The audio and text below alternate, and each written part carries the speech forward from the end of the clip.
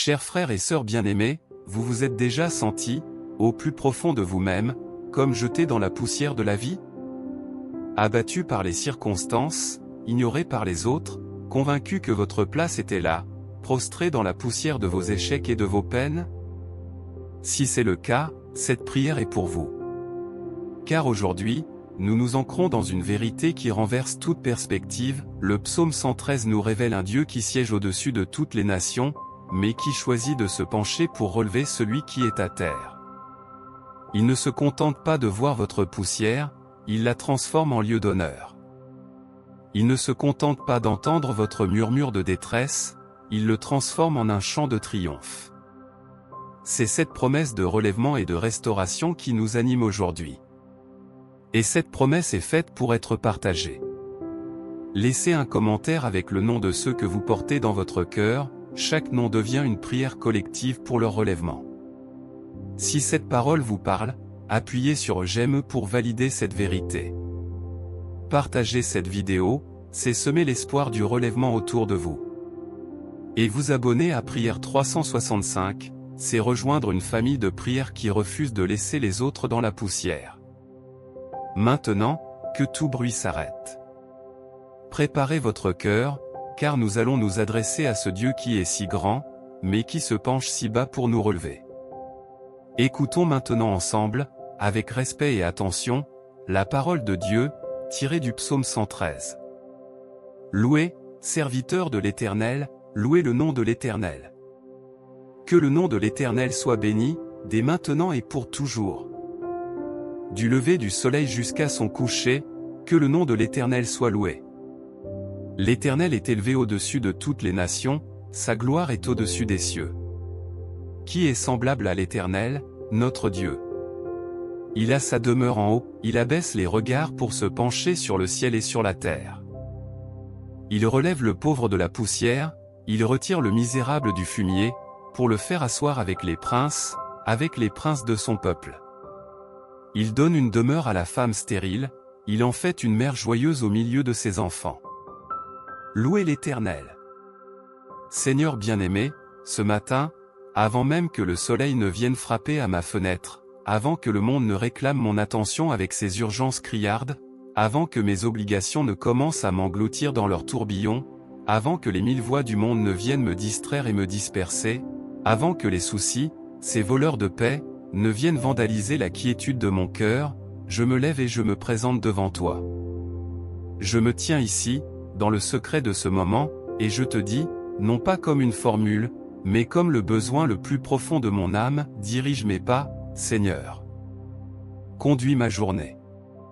Car je sais une chose, ton trône règne dans les cieux, dans une majesté et une autorité que personne ne peut ébranler, mais ta main pleine de puissance et de tendresse, s'étend jusque sur la terre, jusque dans ma petite vie, pour défendre, protéger et délivrer ceux qui t'invoquent avec sincérité.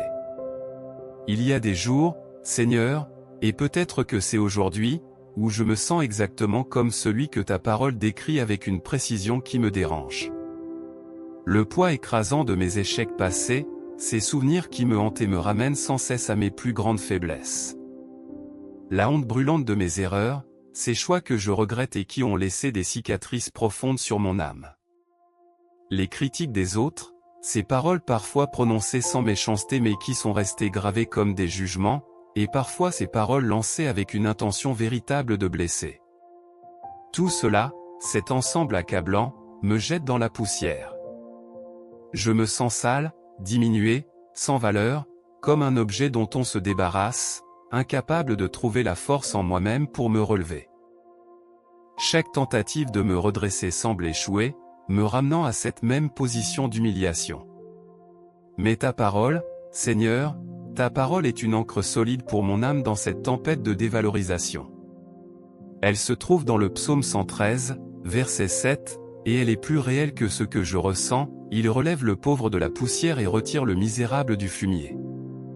C'est sur cette parole, cette promesse immuable, que je m'appuie avec une ténacité de fer, avec une détermination qui refuse de lâcher prise. L'ennemi de mon âme, cet adversaire rusé et obstiné, peut me jeter dans la poussière de l'humiliation, il peut me pousser le visage dans la boue du découragement, mais je déclare aujourd'hui par la foi que je ne m'y enliserai pas. Je ne resterai pas là. Pourquoi? Parce que tu es le Dieu qui relève. C'est ta nature, c'est ton nom, c'est ta spécialité. Il peut tenter, par tous les moyens possibles, de m'enliser dans la fange de la défaite, de me convaincre que c'est ma place finale, mais c'est précisément là, au cœur de la fange la plus épaisse, que ton bras puissant, ce même bras qui a étendu les cieux et qui a arrêté le soleil, me relève en sécurité. Il me saisit avec une autorité qui défie toute force adverse. C'est pourquoi je prends position par la prière. Que toute tentative de l'ennemi pour me rabaisser, pour me garder dans cette position d'infériorité, échoue lamentablement. Que chaque flèche d'accusation lancée contre moi, flèche forgée dans la forge de la culpabilité et du regret, soit arrêtée nette et brisée en morceaux par ton bouclier de vérité. Que toute parole de malédiction prononcée contre mon avenir, que tout décret négatif prononcé sur ma vie, soit rendu nul et sans effet par le pouvoir infini de ton nom, le nom qui est au-dessus de tout nom. Là où l'ennemi, dans sa prescience malveillante, avait prévu ma chute, ma défaite totale, je déclare prophétiquement que tu établiras mon relèvement. Là où il a soigneusement dressé des embuscades sur mon chemin, des pièges pour me faire trébucher et tomber, je proclame que tes anges guerriers, cette armée céleste redoutable, interviendront et briseront chaque piège avant même que je n'approche. Je refuse de croire le mensonge de l'ennemi. Je n'ai pas ma place dans la poussière, car tu es le Dieu qui me relève. Je ne vivrai pas enterré sous le poids de la honte, car tu es celui qui me met debout. Je ne resterai pas oublié dans la boue du désespoir, car tu es celui qui me place dans un lieu sûr, sur un rocher inébranlable. Ta promesse ne s'arrête pas là, elle continue et s'amplifie au verset suivant, le psaume 113, verset 8, pour le faire asseoir avec les princes de son peuple. Seigneur, je m'empare de cette vérité avec une audace spirituelle. Tu ne me relèves pas seulement pour me tenir debout, comme un simple soldat qui a repris ses forces. Non, tu me relèves pour m'asseoir dans un lieu d'honneur. Tu ne me restaures pas, tu me promous. Tu transformes ma position. Là où on me méprisait, là où on me regardait de haut, tu me donnes un siège d'honneur. Là où on me jugeait indigne, incapable, tu me fais asseoir avec les princes, avec les dirigeants de ton peuple. Ce n'est pas seulement une restauration, c'est une promotion spirituelle radicale. C'est un changement de statut. Alors, je fais un choix délibéré et puissant. Je refuse de m'identifier à la poussière de mon passé, à mes échecs, Mon identité n'est pas définie par là où j'étais, mais par là où tu m'as assis. Mon identité est celle d'un prince, d'un enfant du roi, qui a le droit de s'asseoir à la table du Père. Que tout ce qui tente de me rabaisser, tout ce qui me rappelle mon ancienne condition, soit confondu et mis en déroute par ta gloire éclatante.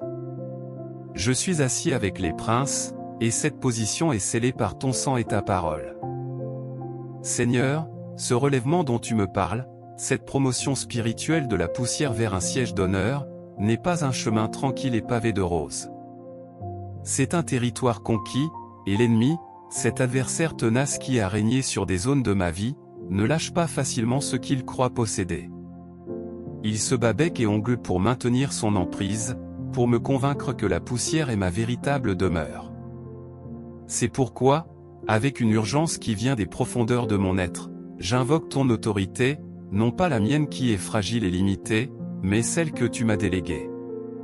Ta parole au psaume 113, verset 4, est le fondement de mon audace, l'Éternel est élevé au-dessus de toutes les nations, sa gloire est au-dessus des cieux. Parce que tu es élevé, Seigneur, parce que ton trône est au-dessus de toute principauté, de toute puissance, de toute domination sur la terre comme dans les cieux, et parce qu'en Christ, je suis assis avec toi dans les lieux célestes, je me lève maintenant avec l'autorité que tu m'as donnée au nom de Jésus. Je ne prie plus comme un mendiant, mais comme un fils qui exerce son droit d'héritage. Que les plans de destruction formés dans l'ombre contre moi, ces stratégies diaboliques ourdies dans des lieux secrets que j'ignore, soient anéantis. Qu'ils soient mis en pièces, réduits à néant, avant même d'atteindre ma vie.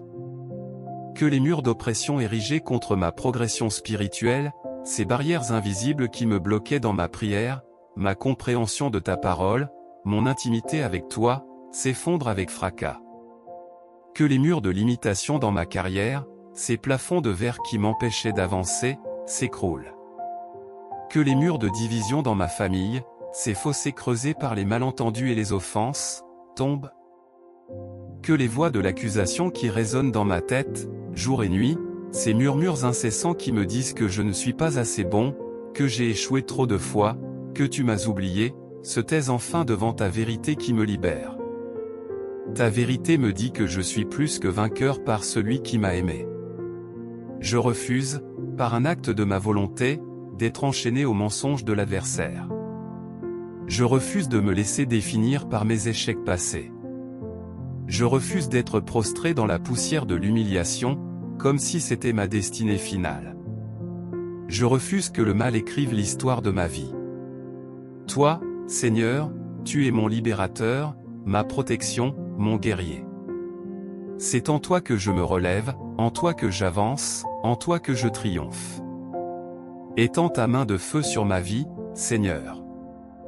Une main qui ne se contente pas de défendre, mais qui purifie. Qu'elle brûle tout ce qui n'est pas de toi en moi. Entoure-moi de ta présence sainte, comme une nuée de gloire qui me cache à l'ennemi. Que tout esprit d'oppression qui tente d'étouffer ma joie, de voler ma paix, soit expulsé de ma vie au nom de Jésus.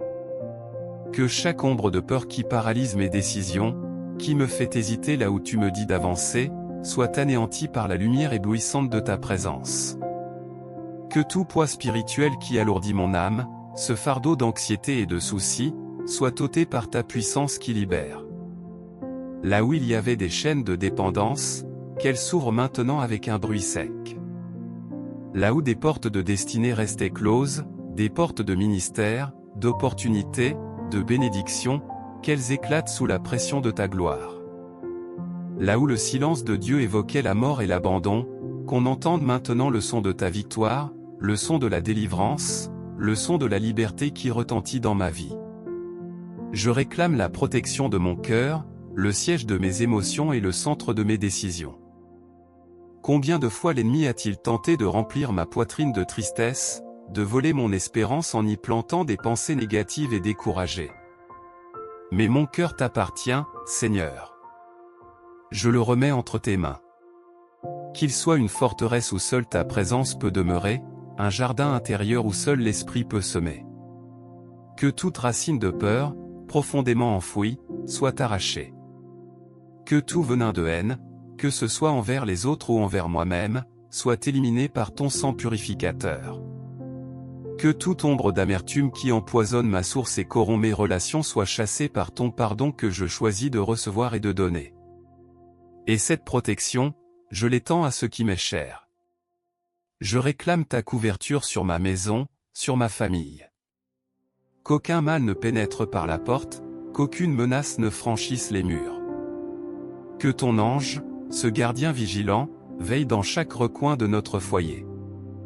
Que ta gloire remplisse chaque espace, chassant toute ténèbre et toute présence hostile.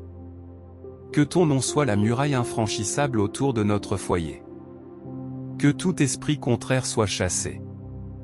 Que chaque regard jaloux soit neutralisé. Que toute tentative de destruction soit annulée. Car tu es le Dieu qui s'abaisse pour regarder, comme le dit le psaume 113, versets 5 et 6, qui est semblable à l'Éternel notre Dieu. Il a sa demeure en haut, il abaisse les regards pour se pencher sur le ciel et sur la terre. Toi, le Dieu élevé, tu te penches avec une attention méticuleuse sur ma petite vie et sur ma maison. Tu veilles sur nous. C'est ma certitude et ma sécurité. Seigneur, après m'avoir relevé de la poussière et libéré de mes chaînes, je te rends grâce, car tu ne me laisses pas dans un vide inerte. Tu ne me restaures pas pour me laisser dans un état de simple survie. Tu es le Dieu de la plénitude, le Dieu de la fécondité infinie. Ta parole dans le psaume 113, verset 9, est d'une profondeur qui bouleverse l'âme et défie toute logique humaine. Il donne une demeure à la femme stérile et en fait une mère joyeuse au milieu de ses enfants. Ce verset n'est pas seulement une promesse pour une femme qui ne peut enfanter. C'est une révélation de ta nature même, Seigneur. Tu es le Dieu qui transforme la stérilité en fécondité. Et cette stérilité, tu la vois partout où elle se cache, pas seulement dans le ventre, mais dans l'âme qui a soif, dans la vie qui semble bloquée, dans les rêves qui sont en cendres, dans les projets qui ne portent aucun fruit. Alors, Seigneur, avec une honnêteté qui vient d'un cœur fatigué mais rempli d'espérance, je te présente les zones stériles de ma vie. Je te présente mon cœur, qui parfois ressemble à un terrain sec, craquelé par les déceptions, où rien ne semble vouloir pousser. Là où il y a ce vide, cette solitude qui crie même au milieu d'une foule, remplis-le de ta présence.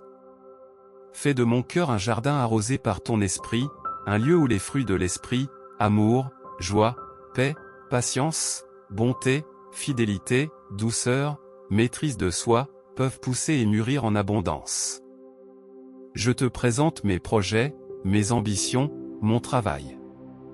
Là où il ne régnait que le silence de la frustration, où mes efforts semblaient être des semences plantées dans un sol stérile, ne donnant aucun retour, fais éclore des chants de joie et de réussite. Que mon travail ne soit plus une source de lassitude mais un lieu de fruitfulness pour ta gloire.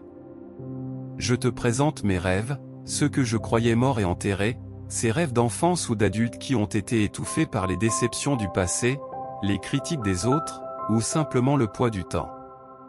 Souffle dessus ton souffle de vie créatrice, ce même souffle qui a donné vie à Adam.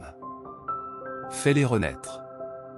Redonne-leur une forme, une couleur, une vitalité. Car tu es le Dieu qui rend la vie à ceux qui semblaient totalement perdus. Il n'existe aucune situation si stérile, si morte, si close qu'elle ne puisse être transformée par ta puissance créatrice. Ta parole dans le livre d'Ésaïe, au chapitre 55, versets 10 et 11, vient renforcer cette certitude, comme la pluie et la neige descendent des cieux et n'y retournent pas sans avoir arrosé la terre, sans l'avoir fécondée et fait produire, sans avoir fait germer la semence pour le semeur et le pain pour celui qui mange. Ainsi en est-il de ma parole, qui sort de ma bouche, elle ne revient pas à moi sans effet, sans avoir accompli ce que j'ai désiré et réalisé l'objet pour lequel je l'ai envoyé. Seigneur, c'est là mon encre. Si ta parole, comme la pluie et la neige, a le pouvoir de transformer un désert en terre fertile, alors ta promesse de fécondité pour ma vie ne reviendra pas à toi sans effet. Elle ne peut pas échouer. Elle doit accomplir ce que tu désires pour moi, ma restauration, ma fruitfulness, ma joie. C'est pourquoi je te loue, Seigneur, car rien, absolument rien, ne peut limiter ton agir. Aucun diagnostic humain, qu'il soit médical, psychologique, financier ou social, ne peut empêcher ton œuvre de vie. Aucune sentence prononcée par un homme, aussi expert soit-il, ne peut annuler ta volonté souveraine. Ta puissance dépasse toute logique, toute impossibilité, toute barrière. Je crois, je proclame que là où il y avait la stérilité de la tristesse, tu fais naître la joie. Non pas une joie passagère et superficielle, mais une joie profonde, une source qui jaillit du dedans et qui ne dépend pas des circonstances. Là où il y avait la stérilité de l'échec répété, tu fais naître le succès. Tu me donnes la sagesse pour trouver les bonnes stratégies, la force pour persévérer et la faveur pour réussir. Là où il y avait la stérilité de la solitude, tu fais naître des relations profondes et fécondes. Tu m'entoures de personnes qui m'édifient, qui m'aiment d'un amour sincère, avec qui je peux partager ma vie. Transforme chaque désert intérieur en un jardin luxuriant. Transforme chaque lamentation qui s'élève de mon âme en un chant de triomphe. Que ma vie devienne le témoignage vivant de ce que tu peux faire avec une vie qui se livre à toi. Et face à la cascade de ces promesses de relèvement, de libération et de fécondité, mon cœur s'arrête. Il cesse de courir, de s'agiter, et il s'arrête pour contempler. Pour contempler qui tu es, Seigneur. Le psalmiste, dans un élan d'adoration pure, pose une question qui résonne avec une force particulière, une question qui traverse les siècles et qui vient secouer notre compréhension limitée. Elle se trouve au psaume 113, verset 5, qui est semblable au Seigneur notre Dieu?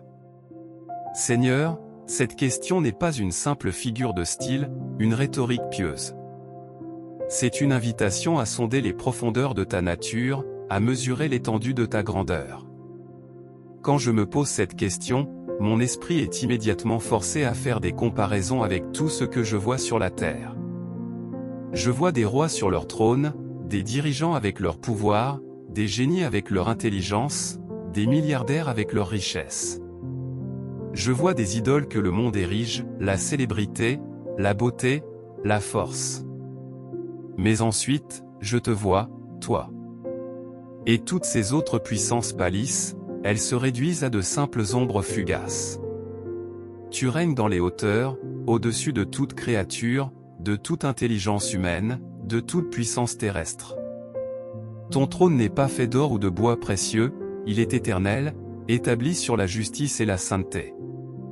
Ton autorité ne dépend d'aucune élection, d'aucun vote populaire. Tu es incomparable, Seigneur. Il n'y a personne comme toi. Même lorsque des hommes se lèvent avec une arrogance qui les fait croire tout-puissants, même lorsqu'ils bâtissent des empires qui semblent indestructibles, je sais, au plus profond de mon être, que toi seul es le vrai Dieu, le roi éternel, celui qui règne sans être défié, celui qui commande sans être dominé. Mais la beauté absolue, la révélation la plus bouleversante de ce psaume, c'est le contraste saisissant qui suit immédiatement cette proclamation de ta grandeur infinie. Le verset 6 continue et change radicalement de perspective, il abaisse les regards pour se pencher sur le ciel et sur la terre. Le même Dieu qui habite les hauteurs, dont la gloire dépasse les cieux, est aussi celui qui se penche. Ce n'est pas un regard distant, un coup d'œil de passant. Le mot hébreu ici, napa, signifie se pencher, s'incliner, se baisser. C'est l'image d'un roi qui quitte son trône majestueux, non pas par devoir, mais par amour, pour s'approcher de son enfant. C'est l'image d'un père qui se met à genoux pour être à la hauteur de son fils, pour regarder dans ses yeux, pour entendre ce qu'il murmure. Le même Dieu qui soutient l'univers par sa parole puissante est aussi celui qui se penche avec une tendresse infinie vers moi. Il n'est pas un Dieu lointain et indifférent, enfermé dans sa transcendance. Il est le Dieu présent, le Dieu impliqué, le Dieu qui s'abaisse. Et que signifie cette vérité dans notre quotidien? Cela veut dire que nous ne sommes jamais seuls. Cela veut dire que quand personne ne voit, Dieu voit. Quand personne ne comprend ce que je traverse, Dieu comprend parfaitement. Quand personne n'écoute le cri de mon cœur, Dieu entend. Il ne regarde pas de loin avec une neutralité détachée. Il se penche tout près. Son regard n'est pas un regard de jugement, mais un regard de compassion. Il se penche pour voir mes larmes, celles que je cache parce que j'ai honte de les montrer.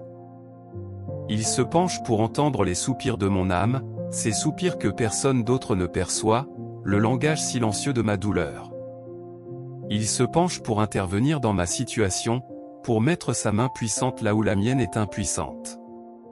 Ta grandeur ne t'empêche pas de t'intéresser à moi. Au contraire, c'est ta grandeur qui te rend capable de prendre soin de moi d'une manière parfaite. Tu es trop grand pour être contenu, mais assez aimant pour être proche. Et je me souviens, Seigneur, de tous ces moments où j'ai cru être seul, où autour de moi régnait un silence assourdissant. J'étais dans une pièce sombre, et j'avais l'impression que même mes prières se heurtaient à un plafond de bronze. Mais alors que je m'y attendais le moins, j'ai vu ta main se manifester. J'ai ressenti ta présence me rejoindre là où je pensais être trop loin pour être atteint. J'ai vu ta bonté m'encercler quand je croyais être abandonné. J'ai vu ta grâce ouvrir des portes que je n'avais même pas la force de heurter. Aujourd'hui, en regardant en arrière sur ce chemin de vie, je comprends que même dans les jours où je me suis senti complètement seul, tu étais en train de me soutenir. Tu étais en train de me garder, tu étais en train de me fortifier, et tu m'as permis de rester debout alors que tout, absolument tout, semblait annoncer ma chute. Le fait que tu habites les hauteurs ne signifie pas que tu sois loin, mais bien que tu règnes d'un lieu de puissance absolue tout en marchant à mes côtés. Tu n'es pas indifférent à ma douleur. Tu n'es pas sourd à mes cris. Tu n'es pas absent de mon chemin. Tu es le Dieu présent, le Dieu qui avance avec moi, même lorsque le monde entier me tourne le dos. C'est là le mystère glorieux de ta nature, tu es le Très-Haut qui se fait le plus proche. Alors que cette prière nous a remplis de ta présence, notre journée ne fait que commencer, et je ne veux pas l'aborder avec mes seules forces. Je te la consacre entièrement, Seigneur. Prends le contrôle de mes décisions, car les voies du monde sont nombreuses et les choix parfois complexes. Si je me retrouve face à des portes, montre-moi celle où je dois entrer avec audace et celle que je dois éviter avec sagesse. Si je dois choisir une direction au carrefour du quotidien, indique-moi le chemin qui mène vers toi et à ta volonté parfaite. Si je rencontre des difficultés inévitables, accorde-moi non seulement la sagesse pour les affronter, mais la force de ta présence pour traverser chaque épreuve. Protège-moi des dangers que mes yeux ne voient pas et garde mon cœur ancré dans ta paix, cette paix que le monde ne peut donner ni retirer. Et cette force que tu me donnes, cette paix qui m'inonde, n'est pas faite pour être gardée pour moi seul. C'est pourquoi, si cette prière a fortifié votre foi, je vous invite à devenir un canal de cette espérance. Partagez cette vidéo avec quelqu'un qui a désespérément besoin d'entendre que Dieu peut le relever de la poussière. Laissez un commentaire pour témoigner de ce que Dieu fait dans votre vie, chaque mot est une pierre qui construit un autel de victoire pour toute notre communauté. Et si vous ne l'avez pas encore fait, abonnez-vous à Prière 365. C'est plus qu'une notification, c'est un oui pour faire partie de cette famille qui prie, qui croit et qui voit Dieu agir chaque jour. Que la bénédiction du Dieu qui s'élève mais qui se penche, le Dieu qui relève de la poussière et rend fécond, repose sur vous et sur les vôtres. Au nom du Père, du Fils et du Saint-Esprit. Amen.